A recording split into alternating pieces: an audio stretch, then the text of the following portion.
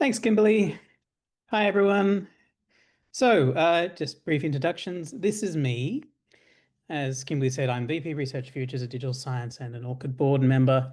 I spend a lot of my life thinking about ORCID and peer adoption in general. So you can see there's two papers on the left there, measuring research information citizenship across ORCID practice, and something I'm very pleased to have brought out this year, the Australian National Persistent Identifier Benchmarking Toolkit, and we'll talk about more of that. What we won't talk about is the other thing I like to do, which is make large, big 3D network visualizations. But that is me in a nutshell. PIDs and data viz. Okay, so what are we here to talk about today? We're here to talk about how to get the most out of ORCID's public data file. Now, the public data file has been around since ORCID's been around since at least 2012. And every year there's a snapshot released in October that is a full up-to-date snapshot of everything that's been, all of the public assertions that have been made in ORCID. That file is getting very big. So this year it was released late October. It is 221 gigabytes zipped. So even just to use that file, I hope you've cleaned off everything on your laptop, because when you download that, that will become a much larger file. And we can see from the download statistics that even those people that have downloaded it are starting to have problems. So it's been viewed as of, I think, 2 days ago, 431 times, and downloaded 674 times, or I should say attempted to be downloaded 674 times, because I think that means that it's been aborted and started again because the file is so large. So it's rich in value, but it takes a whole lot of processing to get the insights out. So what we've done is Digital Science, which is where I'm from, we've partnered with ORCID to make that file available on Google BigQuery. So BigQuery is Google's SQL service. And what that means is, instead of having to download the file, map the data to a database before you can even begin to interrogate it, you can start asking questions right away. So previously, large downloads. With BigQuery, we've got cloud-hosted SQL access. Before, you needed a lot of local storage. Now you've got a serverless query interface. Before, very complex data setup. You had to understand how all of the bits of information in ORCID were set up, and then map them and then query them. Now we have a ready-to-use data set. And that ready-to-use data set, because it's on BigQuery, has the ability to join with other really interesting data sets. For instance, like DataCite or Crossref, or even World Bank data in some instances. Julie earlier on this year Petro helped me create quite a nice poster explaining these things, and the QR code on this page will take you to that. All right, so to get started, you sign up to Google Cloud, and then you access and locate dsopendatasets.orcid. And really, that's it. So you get a Google Cloud account, and then you query that. The account, Google does charge you eventually for SQL queries, but you've got 1 terabyte of a month for free, which for most cases, and unless you go silly with it, is probably enough. The instructions on how to use it are here on the BigQuery lab, and so I've just left them. These slides will be circulated later so that you can get access to that. And from here, we're going to spend, I guess, the 20 minutes we have left before we go into questions, just taking you through what it's like to work with the BigQuery dataset and give you a sense of the sorts of questions that you can ask itself. So how do I interrogate ORCID on its own? And then in the second part, how do I interrogate ORCID alongside other data sets like Crossref or ORCID, which are also happen to be available on BigQuery in different ways. All right, so let's roll up our sleeves and get in. So once you've set up your Google Cloud account, you'll navigate to a BigQuery interface that looks like this. And so you've got your tables down the side. These are the ORCID tables here, and you can see there's a snapshot from 2025, 2024, and 2023. We can jump into those, And if we expand the sections, what we'll see is something that's reasonably familiar to us. So in the ORCID identifier, there's the URI, the path, and the host. In the history, we can see when it was last modified. Has this ORCID been verified by email or not? And then the fun bits, the bits that we're here for, we can start to have a look at the biography, the email, the addresses that have been put in, keywords, external identifiers, or we can drill down to activities. So education, employment, funding, pretty much everything you see on the profile is available in the BigQuery dataset. Now, I should say there's two parts of the BigQuery dataset. There's the summaries component, which has pretty much a link to everything. And then there's a more detailed thing, records, which contain the fully detailed descriptions of each of the records. We actually don't need that so much in the BigQuery environment, because if we want the detail for a publication, we've got the DOI and we can link across to Crossref or DataSite. So the summaries file component of the upload each year is the bit that's the most important bit that we're looking at here. So we have all this information. How do we query it? You can query it directly inside the console here. So here's a simple query. Select the ORCID identifier URI from DS Open Datasets. And it's always a good idea before you run a query in Google BigQuery just to see how much it's going to cost or how much data it's going to use. I've made that screen too big, haven't I? There we go. This one would be quite small. Oh, I see. I haven't selected my project. My apologies. All right, so if we select that now, we can see that query is very small. It's only going to cost me 931 megabytes to run. What we don't want to do in BigQuery is do this, which is select star, because Google charges by column. So that is the most expensive query that you can possibly run. So again, it's actually not too bad for ORCID. It's going to be 121 gigabytes. But if we run a query like that, we want to be getting some value out of it, because at a terabyte of space, we've only got 10 of those we can run. So let's not do that. Okay. So let's close that tab. The other thing about Google BigQuery, and we'll see that soon, is this: it supports this nested structure, which is super useful for querying ORCID records. All right, so that's one way of doing it. And if we jump over here, I'll just quickly check the chat. And I'll come back to those questions in a minute. We can see that we can also use BigQuery in a whole lot of environments, but one of the ones that's most useful because it's portable is the Google Colab environment. So to use that, I open up my Colab notebook, and again, this URL, in fact, why don't I do that now? I'm going to pop that in the chat so that you can all have a look at it if you like.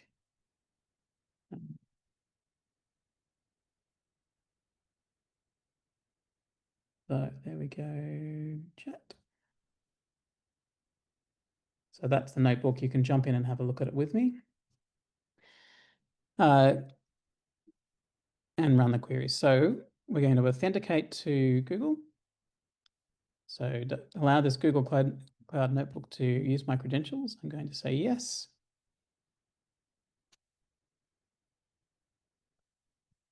Continue. And then we're just going to set up the notebook to run queries, which is this thing here. So the only thing you'll need to change if you run this notebook by yourself is this is my project ID here. And the project ID is necessary to know Google who to charge if you run lots and lots of queries. It's not a lot of cost might be a concern for other data sets, but really for ORCID, it pretty much isn't. It's going to be quite reasonable costs unless you run thousands of queries. Okay, so we've set that up. And now we're going to just jump through. So the simplest query that we can possibly run is how many ORCIDs are there in the file? So select count ORCID identifier from DS Open Datasets ORCID.summaries. And we don't want the ones that have been deactivated. So if we run that query, I will click run. We'll see that we have 25 million ORCID records, which is a lot. All right, so we can see how many of them have been publicly verified by email. So select identifiers from the ORCID summaries table where the history verified email is true. And so we can see we've got 19.5 million that have verified their email. How many ORCIDs have been created by year? So in this case, we're going to extract the year from the submission date of the ORCID record and count the number of ORCID identifiers by year that returns. And so we get this number in 2025. How many ORCIDs have been modified? So we can see the last modified date, and we can see how many ORCIDs have been modified in 2024. And the answer to that question is this many. Okay, so a little bit more detail now. How many ORCID names are public? So most ORCIDs have a public name, but some of them don't. How many ORCID records have other names? So if you went to my ORCID, I might just be Simon Porter, but maybe I've got a Chinese name and an English name. Maybe I've got a whole bunch of other names. We can have a look at how often that field is used. I'm going to run through these fairly quickly because I do want to get to the important bit, which is asking questions. How many ORCIDs have a populated credit name? So the name that you go by on when you're using in publications, and we can see that's a smaller subset. How many have used if we look in the biography section, what's the most dominant research profile that is linked to the ORCID? So we can do that pretty easily by pulling out the researcher URLs in the person section and looking at the root of the URL, and we find that by country mile, the most popular profile that is linked to an ORCID is LinkedIn, then followed by ResearchGate and Google Scholar, interestingly. Can jump through those.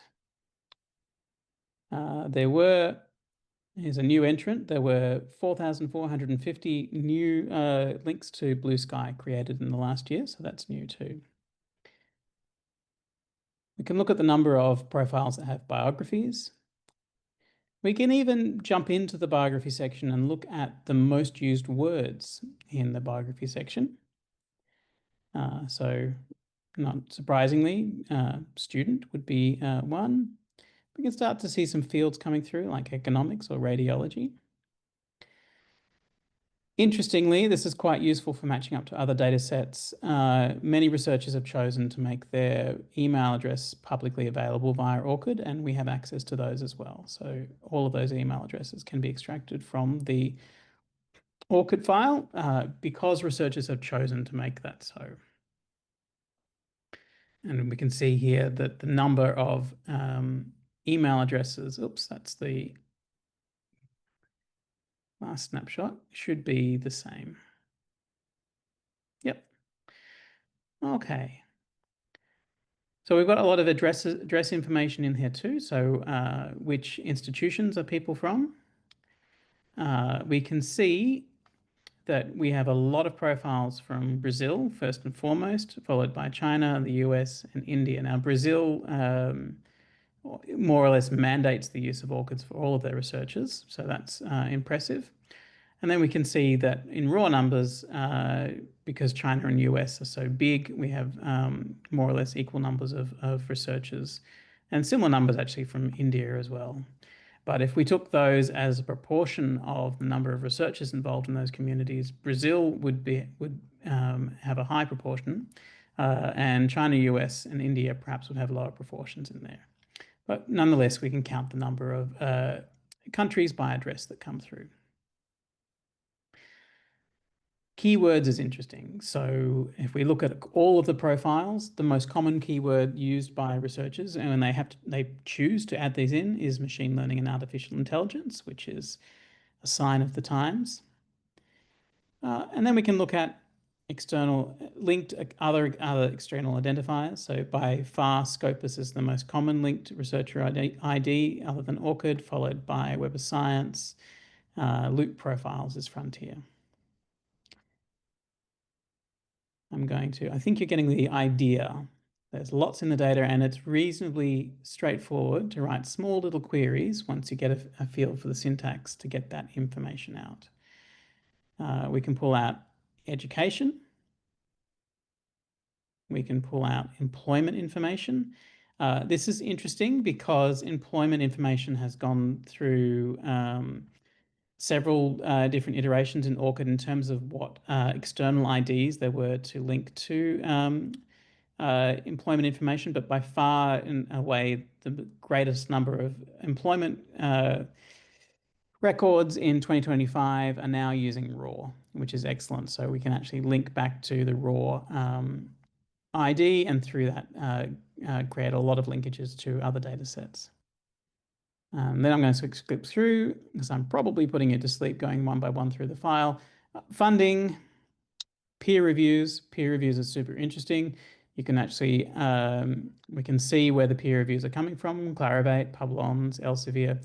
But you can also ask more targeted questions. So you can ask it, find me the people that appear to be doing more than 200 peer reviews per year. And there's a number of them. And then the second question might be, why are they doing that many peer reviews? And so it would be interesting to follow up on those questions. Okay, now we're getting into the guts of things, so to speak. When we're looking at ORCIDs, obviously the most prominent use case is I have an ORCID. I would like it represented on my paper when I publish, and I would like for that information to come back to my ORCID record. So we can see within ORCID, we are tracking the links between DOIs and ORCID records. And we can count the total number of assertions versus the total number of DOIs represented. We can also see Scopus ID works. We can see Web of Science work IDs coming through there, so from different systems. And then we'll skip through these. Invited positions, memberships, qualifications, service records, research resources, they're all there to have a look at. So that's sort of what's in the file, and I've taken you through sort of just exploring, looking at the information. But obviously, from a researcher or an institution perspective, you might start with a set of ORCID IDs that you already know your researchers have, and then you might link that to this information to find out the other bits of information that you want. On its own, ORCID is super useful to have a look at, but when you join it to other information, it's really interesting. So I'm going to quickly, in the last couple of minutes before we jump into questions, take you through what it's like to join the information up to other sources. So if many of these examples are taken from the benchmarking toolkit report that I referred to earlier, it was created for the purposes of benchmarking the Australian National Persistent Identifier Strategy. And it talks about methodologies for benchmarking, but more importantly for this presentation, it provides a reusable toolkit of queries enabling repeat analysis. And you can find the queries by pulling up each table in the report. It will link to a toolkit query. That query will tell you what tables were used. So in the case of our preference is to use open tables, but sometimes those queries required licensed tables from Dimensions. So it'll tell you what tables will be used, and then it will take you out to a notebook to give you the examples. So we're going to look at some draw from that experience to have a look at how you can use ORCID connected to other data sets. And the other data sets we're using are also hosted on Google BigQuery, and the links to them are just here. All right. So we might say, how many publications have ORCIDs by publishers in 2024? Seems like a reasonable thing to start with. So just introducing the Crossref dataset. We've made a version of it available here in our PID benchmarking report. University of Göttingen also creates a Google BigQuery version of that dataset that you can link to. So we're looking at how many publications have been created that have ORCIDs by publisher. And we can see, not surprisingly, there are quite a few. And what we've done here is we've said, okay, how many have ORCID and what's their percentage? So the publisher that has the highest percentage of publications with ORCIDs is Scielio, followed by AIP Publishing, American Publisher Society, PLOS, American Chemical Society. I'll just run that query quickly.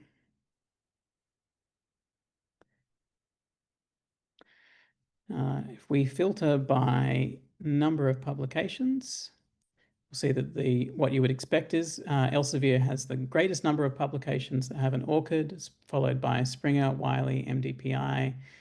But if we have a look through here, their percentages actually differ quite distinctly. And I suspect that's to do with the different sorts of research specialist areas that different publishers focus on. But for Elsevier, 43%, for Springer Nature, 46%, and for Wiley, 70-something%, and MDPI, 87.78%, which is quite impressive. So different publishers have different processes that result in different numbers of research, ORCIDs being added up. I will note, not all publishers shine brightly in this instance. So Frontiers, which definitely collects ORCIDs for its papers, does not push them through to Crossref, which means they're unavailable to push back to ORCID. So anybody who would like to reach out to Frontiers and let them know that in this day and age that's probably not on would be appreciated by me. Okay, so that's just an ORCID query. What we can do is we can link that information back up to ORCID. And so what we're going to do here is to say, well, these ORCID statements have made their way into Crossref, but how many of those statements have actually made their way back into ORCID itself? And so we can actually have a look at that as well. So the average, I tell a lie, we're going to do one more publisher one first.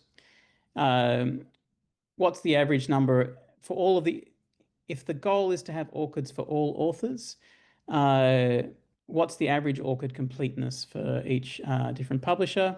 So we can see IEEE is doing very well at 81%.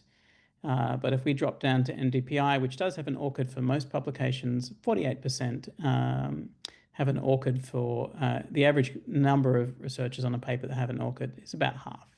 Still good, but room to improve.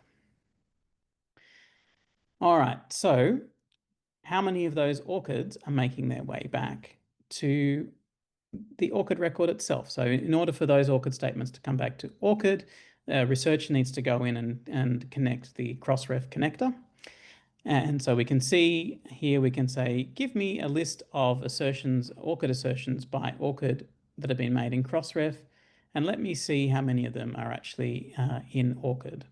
So this one is, I think, the ORCID test record, Josiah Carberry, I think. So it makes sense that they don't have any assertions coming through.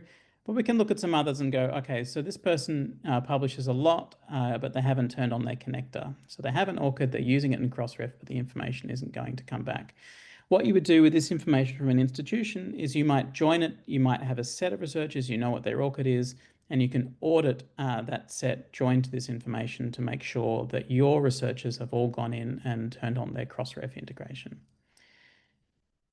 Okay, and we can have a look a bit further and we can see what those differences are. I think I've just done the same query twice. One more before we jump into questions. We can do a similar thing with DataCite records too. So we can have a look in DataCite. We can query the DataCite records by repository, and we can see the name of the repository, how many works there are, how many of those works have an ORCID, and what's the percentage. So what you will see quite clearly, apart from a couple of standouts, is the ORCID representation in DataCite is actually comparatively much lower than Crossref. And if there are many of you from research institutions on board, I think institutional repositories have come of age. They are now legitimate publishers of research content, reports, dissertations, data sets. And the expectations that we have of publishers, that i.e. that all of the authors on a paper might have an ORCID, are the same expectations we should put on ourselves when we're dealing with repositories. So we've got work to do to get those numbers up. Okay, I will skip there. Hopefully that gives you a sense of three powerful data sets merged together, giving us insights into what's going on in our persistent identifier ecosystem. I would say I won't focus on it very much today, but you can also get increased insight if you join those data sets to another data set that's on Google BigQuery, like dimensions, if you have a license for it, because what you can then do is you can say, hey, dimensions, you think this particular person has 49 records. ORCID thinks they have 30 records. So we can calculate a completeness score for each researcher. And then we can say, well, what's the average completeness for a researcher in Australia versus a researcher in the United States, which is this graph. And this graph, there's a deep set of analysis around ORCID adoption in the PID report. This is the methodology that we've used to do it. And you can start to explore. You can see Australia's here. You can work out why Portugal has really high adoption and really high completeness compared to the United States and China. So you do get additional insights by joining those open data sets to proprietary data sets, because they have a different perspective on a different mapping of the world of research that you can compare to. It's important to have those comparison data sets as well. Excellent. So I have been listening to my own voice for about 30 minutes now. Do we have questions? Well, thanks, Simon. That was a great walkthrough of Google BigQuery and seeing the different ways that we can look at the public data file.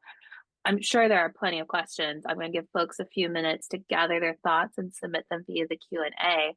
I also think we have an opportunity, if anybody would want to do some more of those practical walkthroughs and have specific questions for Simon. If you want to raise your hand, we could unmute and we could talk directly and see a few more things. The first question I'll take is one we got through registration.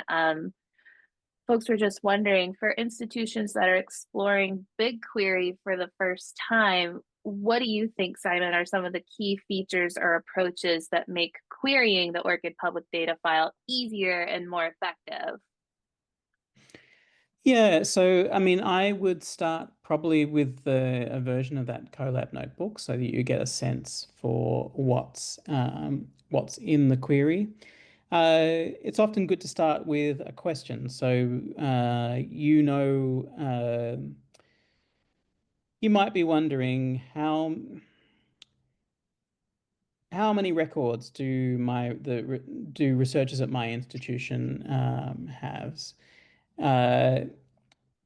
So you can join the information that you have in your records. It's very easy to either load that information up into a private table in Google BigQuery and join to it, or you can actually very straightforwardly, there's lots of tutorials about how to do it, essentially load a spreadsheet of information into Colab and then join on the ORCID ID to get a sense of what your researchers are doing. So you might have a question like, how complete are my ORCID records? You might have a question.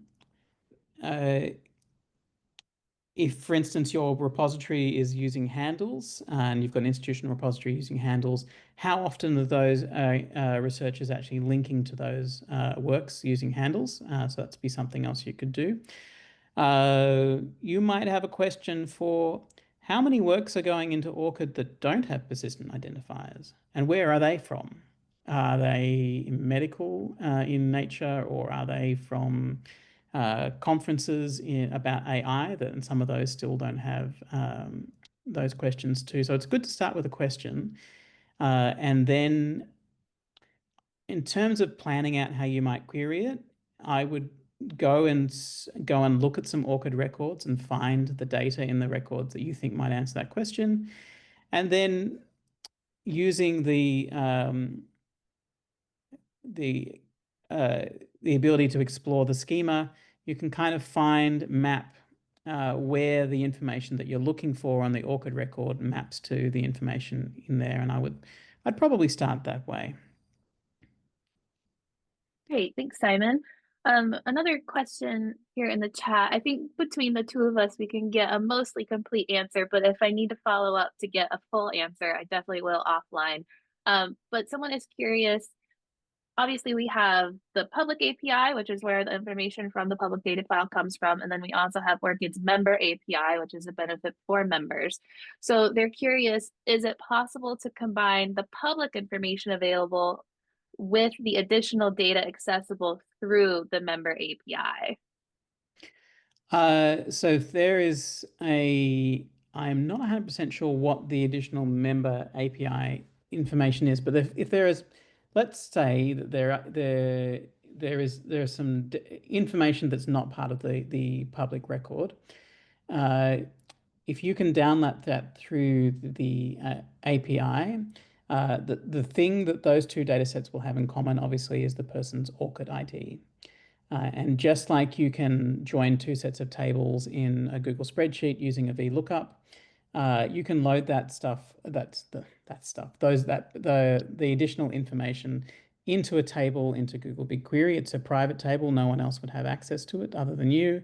Or if you're not able to do that for security concerns at your institution, you can download all of the information from the BigQuery table that you're specifically wanting to, and then just join that information together in a notebook. Great. I think that should be a good start. And then I'll also have someone from the ORCID team follow up with some more in-depth information and see if we can help you see as much information as you'd like to see through Google BigQuery. Our next question is, do you have any advice for institutions wanting to analyze data for their own researchers? Like what strategies or filters would work best to pull meaningful insights out of the data file? Cool. So let's take three scenarios. The first scenario is one, you already know what ORCIDs your researchers have. And so in that case, it's pretty similar to the use case we just talked about before. We put that information into a table and join to it. The second one is maybe we don't know who our researchers are. Is there a way of finding those researchers in the file? And there's a couple of ways we might look at doing that. If we go back up to the top here, I'll go back up to the top because it's got here. If we look at employment, we might look at finding a subset of those researchers who have an employment record with a raw ID that belongs to my institution. And that would give me a set. It won't be the full set because not everybody puts their employment records in the system. Another way of doing it would be to join the ORCID data to a different set of information. You could join it to OpenAlex data. So University of Göttingen has an OpenAlex file. And what you would do there is you would join each researcher to the works record. So you would go in via the publications, pull out the DOIs, and link those DOIs to a data set either in OpenAlex or in Dimensions. And then you would find for the associated record in those works associated with that ORCID, and then you would query the affiliation data on that. And from that, you can actually say, give me all of the people associated who have stated that they are affiliated with my institution and have an ORCID record, and work back that way. So a bit of detective work might give you the answer there. The other way, which I tend to do, which is far more straightforward, is I will use Dimensions, and I will say Dimensions has a researcher table, and that table says, give me all the researchers that I think are currently affiliated to this institution. In that table, it has their ORCID, and then I would link to the ORCID record that way. So 3 different ways that you might experiment with finding the data that you need. Great, that's very helpful. We still have lots of time for questions. If anyone would like to raise their hand and talk directly to Simon, maybe we could run a few queries and pull out some fun information. In the meantime, my next question is related about cost. We kind of mentioned that you get a terabyte free per month, but do you have any tips for managing query performance or cost when working with such a large data set in BigQuery, or any ways to avoid potential costly mistakes? Yeah, the biggest one, as I said, don't use select star. That would be the main thing. But if we just have a look at, if we were wondering, for instance, how much does it cost to run this query that tells me how many peer reviews by publisher we have? So if I take that query and I pop it over here into a new query table, if we look down the bottom, this query will cost 892 megabytes, which is cents on the dollar.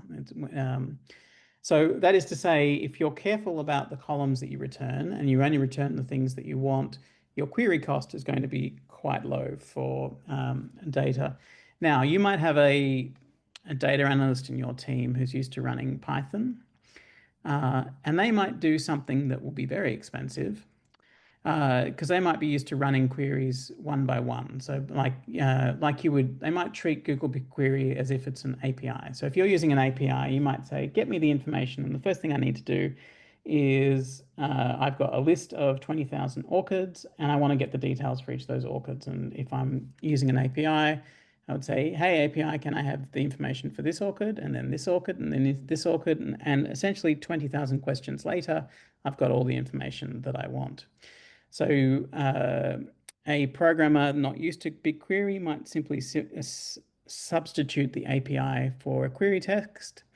But if you do that, you'll still, the cost of each query will still be, say, 800 megabytes, but you've iterated it through it 20,000 times, so it'll be 20,000 times 800 megabytes.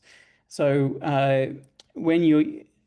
there is a little bit of a discipline in learning how to think in a way that's about querying databases rather than thinking in a programmatic Pythonic way and querying individual records. But so long as you are careful about those 2 things, BigQuery is most of the time super cheap to query. And when it's not cheap, it's because you're asking it to do something amazing most of the time. Great, that's good to know. I think a few weeks ago, we had our annual ORCID staff retreat in Dublin, Ireland, and our director of product, Tom, he was leading a section on BigQuery and showing us how to do things and how to run different queries. And there was a few moments of panic where folks were like, "Oh no, did I query too much information?" And then Tom would look at it and he's like, "Oh no, this is 700 megabytes. You're fine. You're fine." Yeah. So I think you'd really have to stretch in order to make a costly mistake like that. Yeah, and it doesn't, something that's good to know about, it's counterintuitive, but Google charges you on the columns that you use because it has to bring back all of the columns to do the query. it doesn't really charge you on the number of rows that you return. So a query that returns one row is oftentimes likely to cost you the same as a query that returns 24 million rows. So it takes a little while to get your head around, but it's super interesting. Just on the side, we joined very quickly to a whole lot of data sets just to see how easy it is to join ORCID to other things. This is the University of Göttingen's set of information here. So they've got a version of OpenAlex. I think they snapshot it once a month. They've got Semantic Scholar. If we look over here, we've got somewhere, there is, I'm not going to be able to find it quickly, but somewhere there's a World Bank data set. And so that would, the super cool thing in the World Bank data set is the table that says this is a low to medium income country. So you can actually start building queries really quickly that say, break down the ORCID data between ORCIDs that are affiliated with a country that would be a low or middle income country or a high income country. So being able to flick those things through, you just get so much opportunity to join the data with other data sets. It's kind of super fun. Yeah, that was actually going to be my next question. So thank you for addressing that. And how do we find these other data sets? Like, where are they available? How do we join them? Yeah, I wish the answer was you just go here and there's a search. So that there is a search up here, but you kind of need to know the tables. We haven't, I would say, in making the ORCID data set openly available, we haven't done the best job of making it findable. So one of the things you can do is you can actually share your data sets more publicly, and this is probably something we'll think about doing. Yep, that's fine. So what do I want to do here? Sorry, what I really want to get to is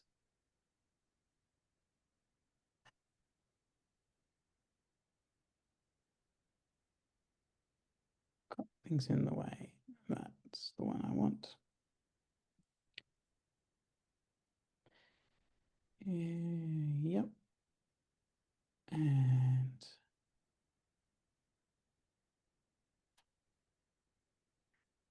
you can find things in Google using the Analytics Hub. So, and you can search for them here, and I'll just find. I'm so used to getting to the data that I want. I'm not used to finding it very often, so I'm just having to think on the fly. Analytics Hub sharing, that's where I am. Oh, I know it. Ugh. Let me do that again. So go back to BigQuery. Here's my data sets. Here's add data up the top. So I click add data. I can search for different data sets.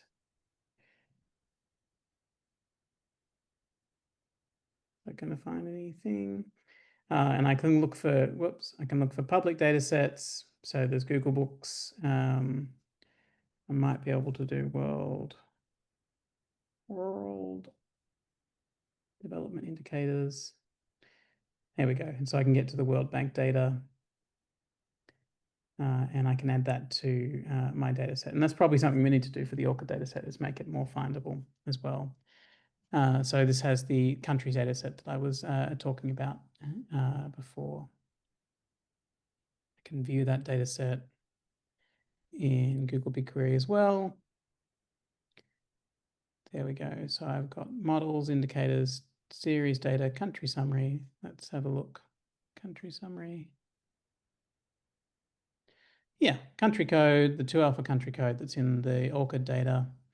And then I can have a look at different sorts of things that are on there. I might preview that.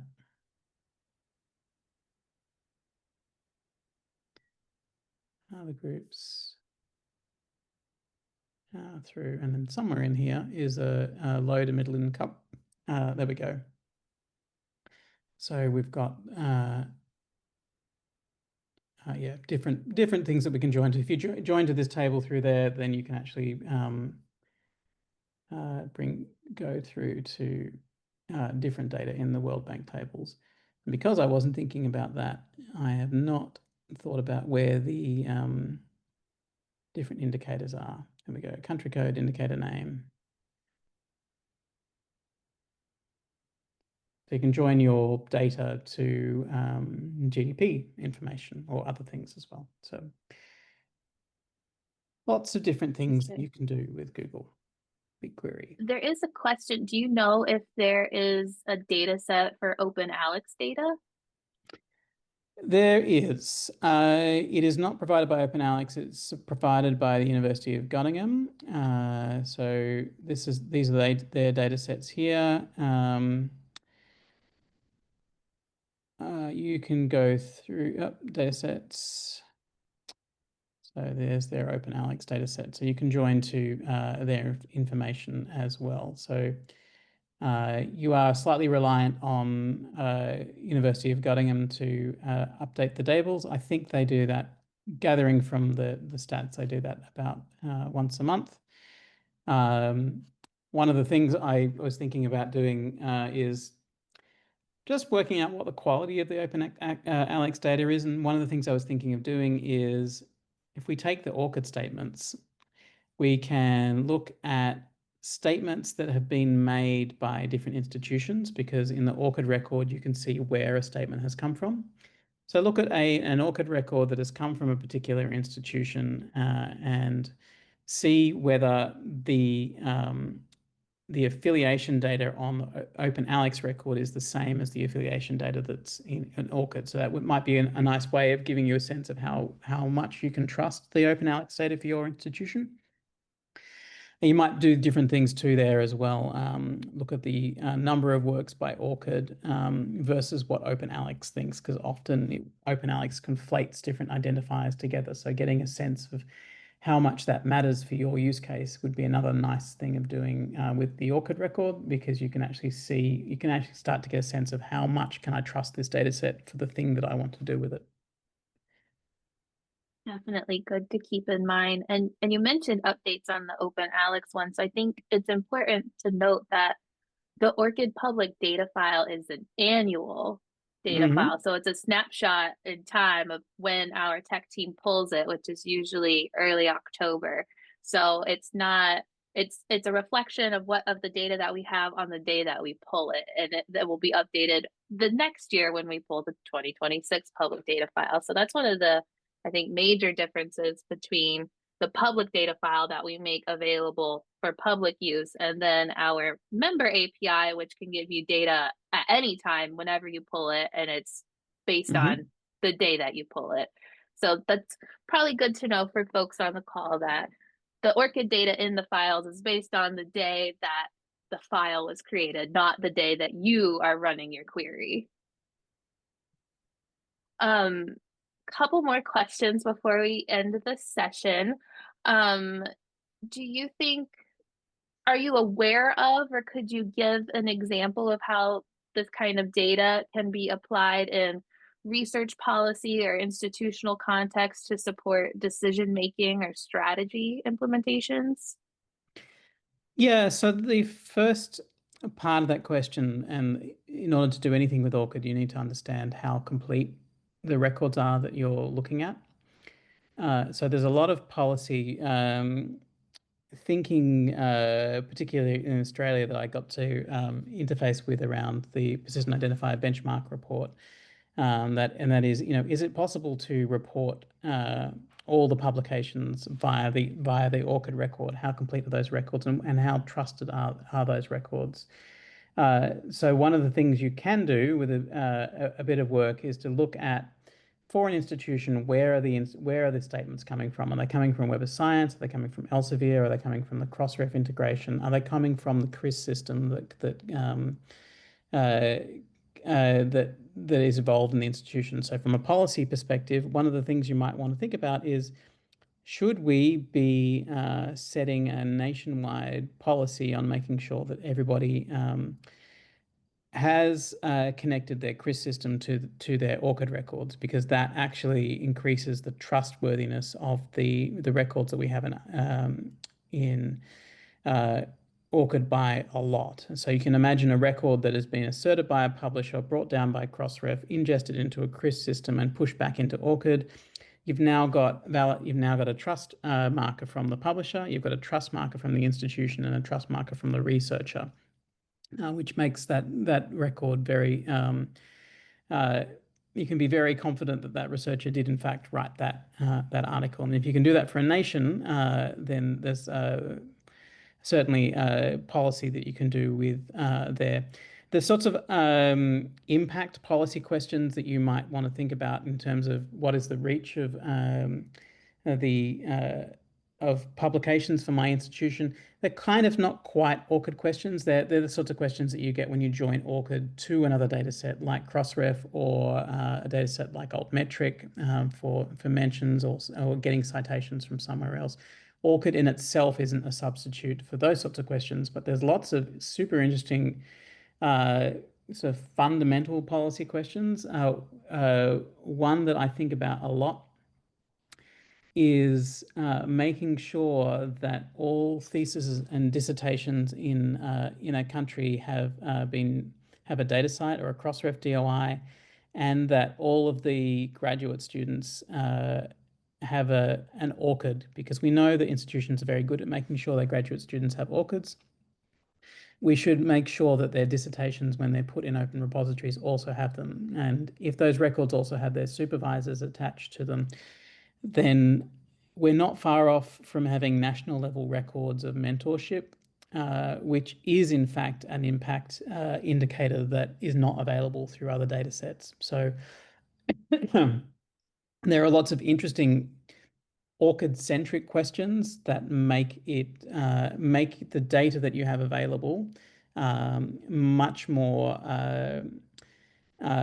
make it more comfortable for a government or an organization to query that data, because it knows where the data is coming from, and you can interrogate how complete those records are. That's very insightful. Thank you, Simon. And I think we have time for one more question before we close out today's session. And just looking more big picture instead of, and at the future instead of at things today, but as ORCID and digital science work together to host the public data file on BigQuery, what future opportunities do you see for continuing to expand the access, improving analysis, or even enabling new types of insight for the scholarly community? Yeah, that's a really interesting one. So it's still a data set, but what you can do with that data set is anybody now in the world can create a dashboard super quickly of the insights that they find in ORCID. That's no longer a thing that only ORCID can do or only digital science can do, because the data's on BigQuery. It's super interesting to see how you would link that data together. So what are the insights that you can provide if you join the ORCID data to DataSite, for instance, or what are the things that people are really interested in? I'm really interested in dissertations. I think I'm really interested in starting to lift our game in the repository space, and how we make sure that we've got ORCID identifiers in there. But yeah, I'd be super interested to find out what other people are interested in doing, and what dashboards that they can create. The information in here is it's available to you. It's also available to anybody in the world, so students can jump into it. There's lots of different things that hopefully reside from this.